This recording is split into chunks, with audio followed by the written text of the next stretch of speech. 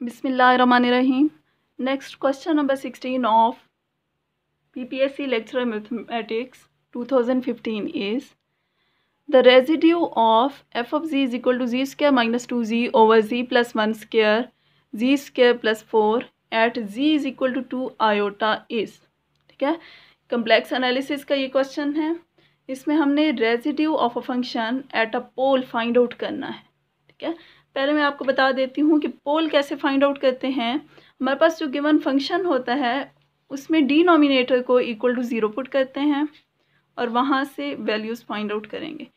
For example यहाँ पे जब g plus 1 whole square equal to 0 put किया तो जी की वैल्यू क्या आई है -1 और यहाँ पे देखें इसकी पावर क्या है 2.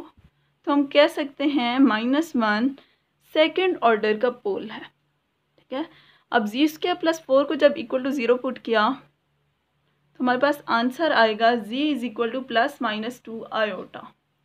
ठीक है, ये दो पोल और हमें मिल गए हैं और यहाँ पे आप देख सकते हैं जी स्क्वायर प्लस 4 की पावर 1 है.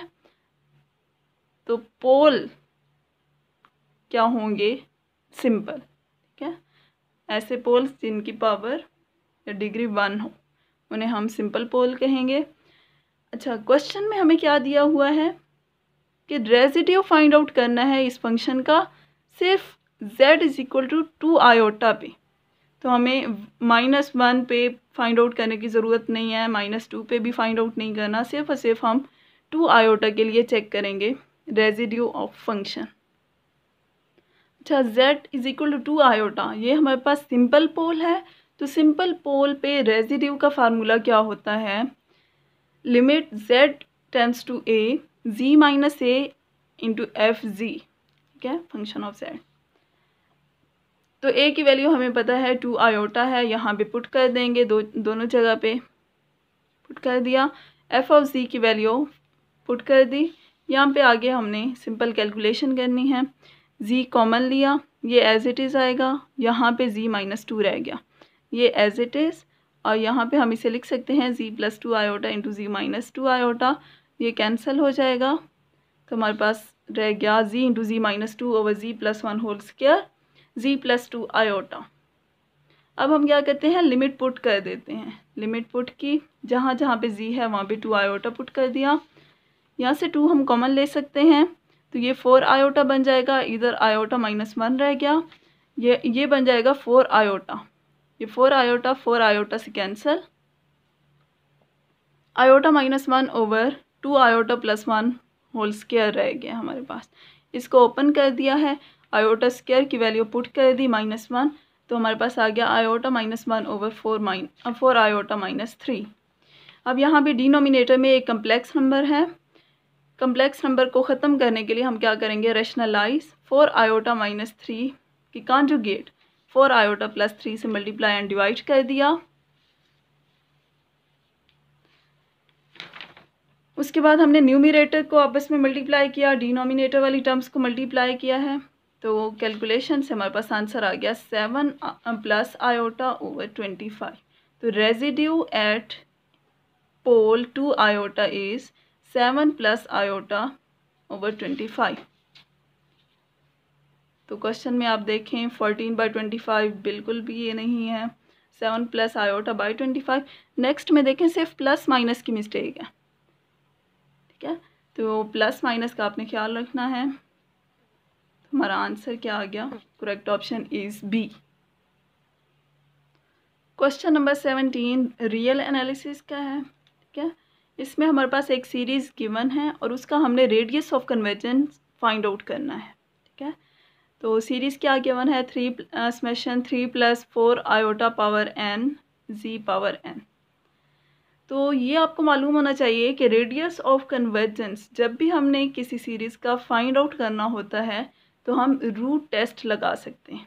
रूट टेस्ट भी लगा सकते हैं और रेशो टेस्ट भी लगा सकते हैं. इस क्वेश्चन में हम रेशो टेस्ट अप्लाई करेंगे. इसके अकॉर्डिंग nth टर्म ले ली an और इसका मॉड. ठीक है, वो क्या बन जाएगा? 3 plus 4 iota power n z power n. और इससे next term n plus first term क्या आ जाएगी? 3 + 4 iota power n+1 z power n+1। ठीक है, अब रेशो ले ली इन दोनों की, n प्लस फर्स्ट टर्म ऊपर और nth टर्म नीचे, और limit goes from n tends to infinity. यहाँ पे वैल्यूज़ पुट की हैं। ये हमारे पास है, आपको पता होना चाहिए, अगर x और y मल्टीप्लाई हो रहे हैं मॉड के अंदर तो ये इक्वल होगा x mod into y mod के। ठीक है, तो यहाँ पे हम सिंपल अलग अलग कर सकते हैं mod.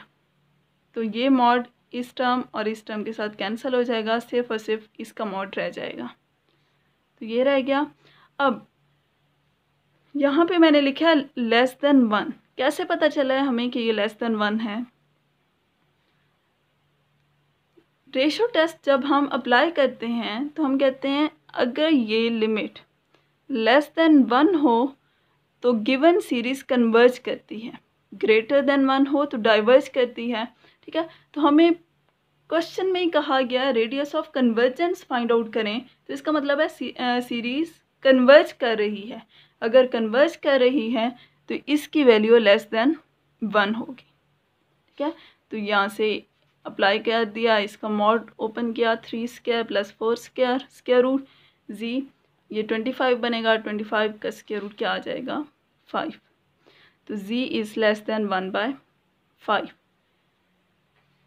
So radius of convergence is 1/5. So correct option is 1/5, option A. Now question number 18, ये लिमिट का क्वेश्चन है। Limit goes from n to infinity 1 + x/n की पावर n is।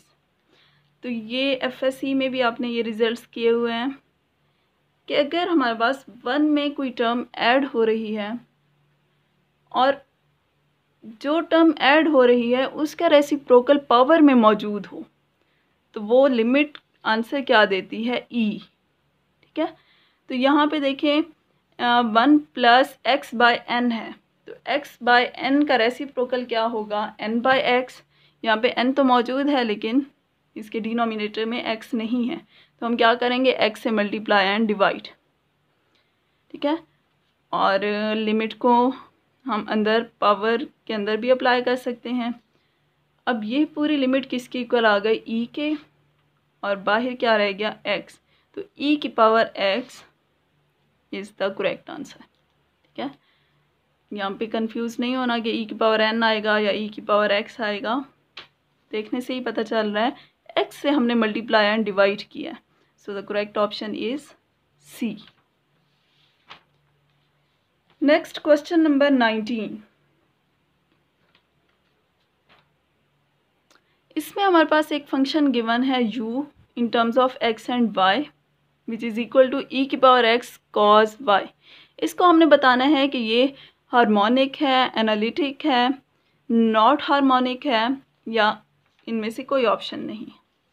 तो हार्मोनिक को चेक करने के लिए हम क्या चेक करते हैं, क्या ये given function Laplace equation satisfy कर रहा है या नहीं कर रहा। तो लेप्लास इक्वेशन हमारे पास क्या होती है, पार्शियल स्क्वायर u और partial x square plus partial square u और partial y square equal to 0। ठीक है, तो इस फंक्शन पे हम with respect to x second derivative ले लेते हैं, with respect to y partial derivative ले लेते हैं सेकंड ऑर्डर का, और फिर उनको ऐड करने से क्या आंसर 0 आता है। अगर 0 आता है तो हम कह देंगे कि ये हार्मोनिक फंक्शन है। तो यहाँ पे partial u by partial x apply किया, with respect to x derivative ले रहे हैं, तो y वाली टर्म एज द कांस्टेंट आएगी। तो e की पावर x का डेरिवेटिव e की पावर x ही होता है, cos y। अब इस टर्म का दोबारा डेरिवेटिव लिया तो सेम एज इट इज़ आ जाएगा, क्योंकि विद रिस्पेक्ट टू x है, तो e की पावर x का डेरिवेटिव e की पावर x, और ये एज अ कांस्टेंट बाहर आ गया। ठीक है, इसी तरह से हम u का derivative with respect to y लेंगे, पार्शियल डेरिवेटिव अप्लाई किया, with respect to y x वाली term as a constant deal करेगी, तो ये e की power x as it is, और cos y का डेरिवेटिव माइनस sin y। इसका सेकंड डेरिवेटिव लिया तो माइनस e की power x as it is, और sin y का derivative with respect to y क्या आएगा, cos y। तो हमने दोनों second order partial derivative find out कर लिए हैं। अब इन दोनों को अगर हम ऐड करें तो ये है e की पावर x cos y, और ये माइनस e की पावर x cos y। तो आंसर क्या आ जाएगा, 0। तो ये हम कह सकते हैं लैप्लास इक्वेशन सेटिस्फाई हो गई है। So given function is harmonic. अच्छा, अगर आपको चेक करना आ जाए कि एनालिटिक फंक्शन है या नहीं है, तब आप क्या देखेंगे, यहाँ पे देखें ये एक कम्प्लेक्स नंबर ही नहीं है, ठीक है। तो कम्प्लेक्स नंबर ही एनालिटिकल होता है, या एनालिटिकल फंक्शन के लिए क्या कंडीशन होती है, हम CR इक्वेशंस लें, अगर वो सेटिस्फाई कर जाता है ये फंक्शन, तो वो फंक्शन क्या होता है, एनालिटिक होता है, या जिसे हम क्या कह सकते हैं, वो डिफरेंशिएबल होता है, उसका डेरिवेटिव एग्जिस्ट करता है। सो the correct option is harmonic. Not harmonic तो हो ही नहीं सकता। अगर लैप्लास इक्वेशन सेटिस्फाई ना होती तब हम लिखते कि ये नॉट हार्मोनिक है, ठीक।